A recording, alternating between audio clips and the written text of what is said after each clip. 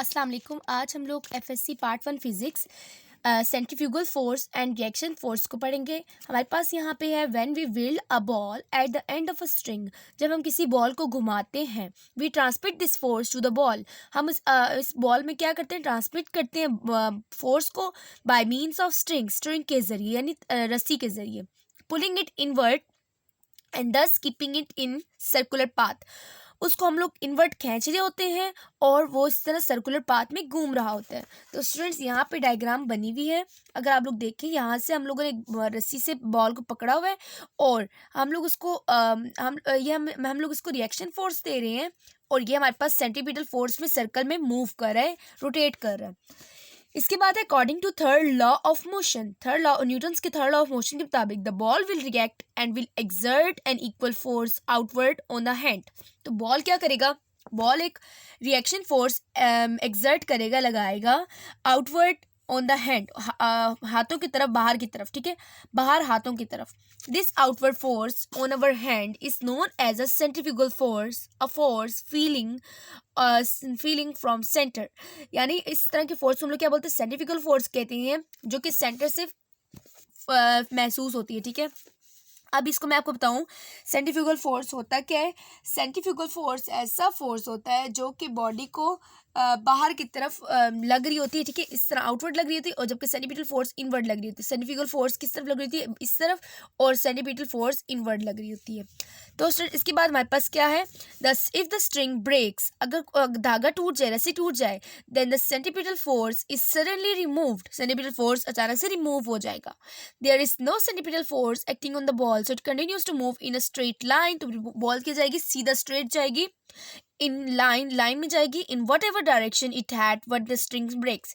और इसकी डायरेक्शन जो भी वही होगी जो हमारे पास धागा टूटते हुए हुआ था, ठीक है। It is the reaction force, और ये हमारे पास क्या रिएक्शन फोर्स है। The magnitude of centrifugal force is the same as that of centripetal force. उसका मैग्नीट्यूड बिल्कुल सेम है सेंट्रीपिटल फोर्स की तरह का। और फर्क क्या है कि ये हमारे पास सेम ही है, बस सेंट्रीफ्यूगल फोर्स हमारे पास M V square over R होता है, और सेंट्रीपिटल फोर्स हमारे पास V square over centripetal force हमारे पास M V square over R होता है, ठीक है। सेंट्रीपिटल फोर्स और सेंट्रीफ्यूगल फोर्स दोनों एक दूसरे के मैग्नीट्यूड वाइज सेम है, डायरेक्शन वाइज सिर्फ डिफरेंट है, और दोनों एक दूसरे के अपोजिट रिएक्ट करते हैं, ठीक है। नेक्स्ट है हमारे पास बैंकिंग ऑफ रोड्स। सबसे पहले आपको पता होना चाहिए बैंकिंग क्या होता है और रोड पे क्या होता है, ऐसा कुछ। तो आप लोगों ने अगर देखा हो, आपकी जो सड़क होती है उसके किनारों पे वो जो रोड होती है थोड़ी सी खड़ी हुई होती है, इस तरह, यानी इंक्लाइंड होती है। वो क्यों होती है, वो किस लिए रखा जाता है, ताकि क्या होना हो सके और क्या हो सके। तो स्टूडेंट, इसके लिए सबसे पहले हम लोग यहाँ से रीड करेंगे और डेरिवेशन हम लोग करेंगे। If the car is travelling round a circular path with uniform speed और horizontal road, the resultant force acting on it must be directed to the center of its circular path। अब किसी भी circular path पे वो move कर रही है और वो फिर किनारे पे आ रही है, तो उसका जो रिजल्टेंट जो फोर्स होगा वो किस तरफ होगा, सेंटर की तरफ होगा। सर्कुलर फोर्स यानी इसको सर्कल पाथ में मूव करने के लिए, that is it must be centripetal force. और इस तरह की फोर्स को हम लोग क्या बोलेंगे, सेंटीपीटल फोर्स बोलेंगे। अब इस डायग्राम को देखें, यहाँ पे अगर आप लोग देख रहे हैं कि इसका जो फोर्स है ना, वो उसको इनवर्ट मूव करने पे मदद दे रही है, ठीक है। इसके बाद है this force arises from the interaction of the car with the air and the ground. ये कब आती है ये फोर्स, जब इसका इंट्रैक्शन हो कार का किसके साथ, हवा के साथ और ग्राउंड के साथ होता है। Direction of force exerted by the air, air का जो डायरेक्शन ऑफ फोर्स है, वो जो एयर जो एक्सर्ट कर होता है on the car will be more और less opposite on to the instantaneous direction of motion. Motion के बिल्कुल अपोजिट होता है, या फिर कम होगा या फिर ज़्यादा अपोजिट होगा, ठीक है। The other and more important horizontal force is the frictional force. और इसके हॉरिजॉन्टल फोर्स क्या लग रही थी, एक और फ्रिक्शनल फोर्स भी लग रही थी, जो कि ज़मीन से रगड़ में लग रही होती है। तो है invert by the ground on the tyres of the car, tyres of car पे लग रही होती है, ठीक है। और उसके बाद है the resultant of this two forces is the centripetal force. इस रिजल्टेंट फोर्स को हम लोग क्या बोलते हैं, सेंट्रीपिटल फोर्स बोलते हैं।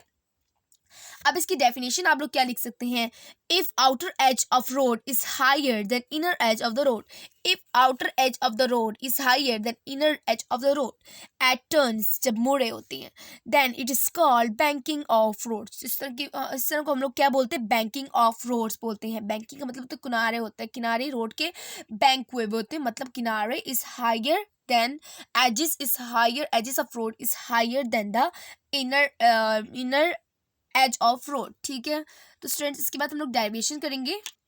स्टूडेंट्स बैंकिंग ऑफ रोड हमारे ये टॉपिक है और इसकी हम लोग डेरिवेशन करने लगे। डेरिवेशन से पहले आप लोगों ने डायग्राम मस्ट बनानी है, ठीक है स्टूडेंट्स। तो डायग्राम फिजिक्स में मस्ट है। तो सबसे पहले ये मैं आपको डायग्राम समझा दूं कि जब भी कोई बॉडी फ्लैट सरफेस से पड़ा हो तो उसके ऊपर एक नॉर्मल फोर्स अपवर्ड लगती है और उसका जो वेट होता है डाउनवर्ड होता है, और उसका जो सेंटीपिटल फोर्स है ना, यानी लेट्स सपोज ये किसी टर्न में घूम रही है, ठीक है। इसको मैं अगर मैं इंक्लाइन कर दूं तो ये किसी टर्न में घूम रहा है, तो सेंटीपिटल फोर्स को सेंटर में लेके जाने की कोशिश करेगा।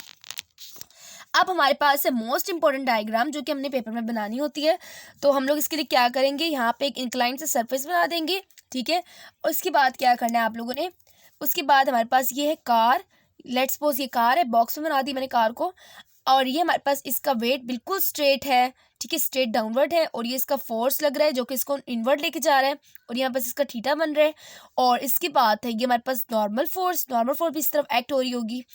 अब नेक्स्ट काम क्या है, नेक्स्ट काम है आप लोगों ने नॉर्मल फोर्स को उसके कंपोनेंट्स में डिवाइड करना है, ठीक है, कंपोनेंट से ब्रेक करना है। तो इसका क्या बन जाएगा, ये हमारे पास क्या बन जाएगा, ये इसका एन कॉस थीटा बन जाएगा और ये इसका एन साइन थीटा बन जाएगा, ठीक है। ये इसका एक्स कंपोनेंट बन जाएगा, एन एक्स बन जाएगा, और ये इसका ऊपर ये वाला इसका वाई कंपोनेंट बन जाएगा, ठीक है स्टूडेंट्स। यहाँ तक तो आपको क्लियर हो गया होगा कि हमने क्या किया है। हम लोगों ने एक कार बनाई है on inclined surface having an angle theta, और next is the force force invert लग रही है, और इसके बाद है नॉर्मल फोर्स है, नॉर्मल फोर्स को उसके कंपोनेंट से ब्रेक किया, ये हमारे पास एन एक्स बन गया और ये हमारे पास एन वाई बन गया। और इसके बाद हमारे पास हम लोग इसको बताएंगे कि थीटा हमारे पास क्या है, theta is the banking angle. इसको हम लोग इन शॉर्ट हम लोग क्या बोल सकते हैं, इसे बैंकिंग एंगल बोल सकते हैं इसे।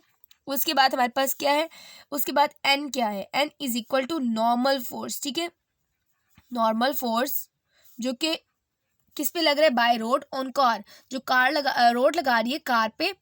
उसके बाद है roads and tyres provide frictional force which pulls towards centre. अब ये जो हमारे पास फोर्स है ना, इसको हम लोग फ्रिक्शनल फोर्स भी बोल सकते हैं, जो कि इसको सेंटर में लेके जाने की कोशिश कर रगड़ की फोर्स है।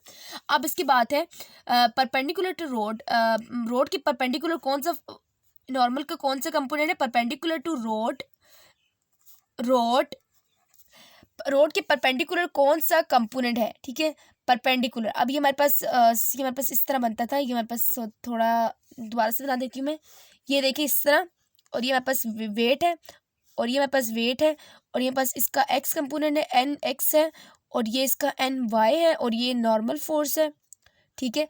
अब ये देखें, अब रोड के परपेंडिकुलर, ये रोड है ना, रोड पे ये बनाया ना, तो इसका जो रोड का जो परपेंडिकुलर जो लग रहा है ना, परपेंडिकुलर रोड के जो लग रहा है वो कौन सा कंपोनेंट लग रहा है, एन एक्स लग रहा है, एन वाई तो नहीं लग रहा ना। तो इसलिए हम लोग क्या कहेंगे, perpendicular to road N cos theta which is equal to weight. ये वेट के बराबर हो रहा है ना, ये हमारे पास वेट था, वेट के बराबर हो रहा है, इस तरह डायग्राम बनेगी, ठीक है स्टूडेंट्स। ऊपर वाले में थोड़ा सही नहीं हुआ, तो इसको देखेंगे आप लोग कि perpendicular to road N X W के बराबर हो रहा है, क्योंकि perpendicular to road N X is equal to W, ठीक है, दोनों बराबर हो रहे हैं, एक दूसरे को कैंसिल भी कर सकते हैं। अब इसके बाद मैं क्या करूँगी, कॉस थीटा को इसी तरफ रहने दूंगी और डब्ल्यू ओवर एन कर दूंगी, ठीक है, डब्ल्यू ओवर एन कर दूंगी, और यहाँ बस क्या बन गई, ये इक्वेशन नंबर 1। नेक्स्ट काम क्या करना है, अब नेक्स्ट काम आप लोगों के पास है कि एन वाई किसके बराबर बन रहा है। अगर आप एन वाई को देखें, एन वाई को आपने भूल नहीं जाना, ठीक है, एन वाई यानी N sine theta, N sine theta ये लग रहा है, और फोर्स ऑफ फ्रिक्शन भी ये लग रही है। तो हम लोग क्या कहेंगे, N sine theta is equal to force of friction, ये सेंटीपिटल फोर्स, ये सेंटीपिटल फोर्स भी हो सकते हैं, मैं आपको बता चुकी हूँ कि हमारे पास फोर्स ऑफ फ्रिक्शन भी है और सेंटीपिटल फोर्स भी है। अब यहाँ पे मैं लिख दूंगी along the road towards the centre of circle, along the road towards centre of circle, यानी सर्कल पे घूम रहे हैं तो सेंटीपिटल फोर्स सर्कल पे लगता है। उसके बाद हमारे पास है वैल्यूज पुट करनी है, N sine theta which is equal to F, हमारे पास किसका होता है, F C M V square over R के। अब नेक्स्ट काम क्या करना है, साइन थीटा को इसी तरफ रहने दें और M V square over R और एन को यहाँ मल्टीप्लाई कर डिवाइड कर दें, और यहाँ पास इक्वेशन नंबर 2 बन गई है। 2 इक्वेशंस आ गई हैं। अब आप लोगों ने क्या करना है, now divide equation 2 by 1, equation 2 को 1 से डिवाइड करेंगे, क्योंकि साइन ओवर कॉस हमें पता है tan के बराबर होता है, इसलिए हम लोग इस तरह करेंगे sine theta over cos theta which is equal to M V square over N.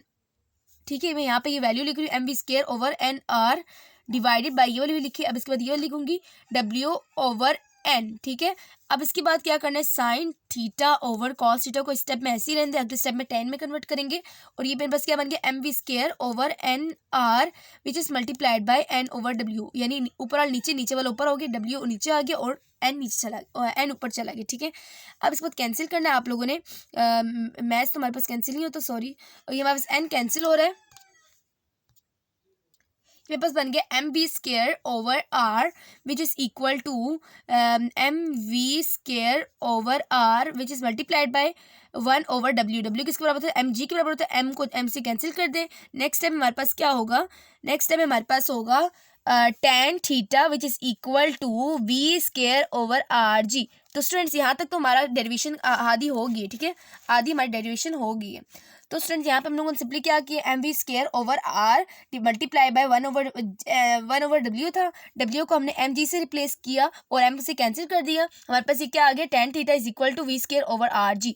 अब हम लोगों ने ये फॉर्मूला तो निकाल लिया, हमारे पास tan थीटा निकालने के जब एंगल निकालना तो हम लोग ये फॉर्मूला लगाएंगे, जब हमने वेलोसिटी निकालनी तो हम लोग क्या करेंगे, हम लोग वेलोसिटी का स्केयर है तो उसका अंडर रूट लेंगे, तो इस तरफ भी अंडर रूट आ जाएगा, तो हमारे पास ये क्या हो जाएगा, हमारे पास अंडर रूट आ जाएगा, इससे कैंसिल हो जाएगा, हमारे पास ये सिंपली क्या आ जाएगा tan थीटा आर जी। तो स्टूडेंट जब हमने वेलोसिटी निकाली तो हम लोग ये वाला फॉर्मूला यूज़ करेंगे। तो स्टूडेंट्स ये फॉर्मूला आप लोगों ने याद रखना है, tan theta is equal to V square over R G और v is equal to tan theta G R G या फिर जी आर। ठीक है, उम्मीद करती हूँ लेक्चर आप लोगों को पसंद आया होगा। लेक्चर पसंद आए तो लाइक करें, दूसरों के साथ शेयर करें और चैनल को भी सब्सक्राइब करना भूलें। आपकी बुक में पूरी रिवीजन नहीं थी, मैं आपको पूरी करवा चुकी हूँ। तो मिलते हैं नेक्स्ट लेक्चर में, तब तक के लिए अल्लाह हाफिज़।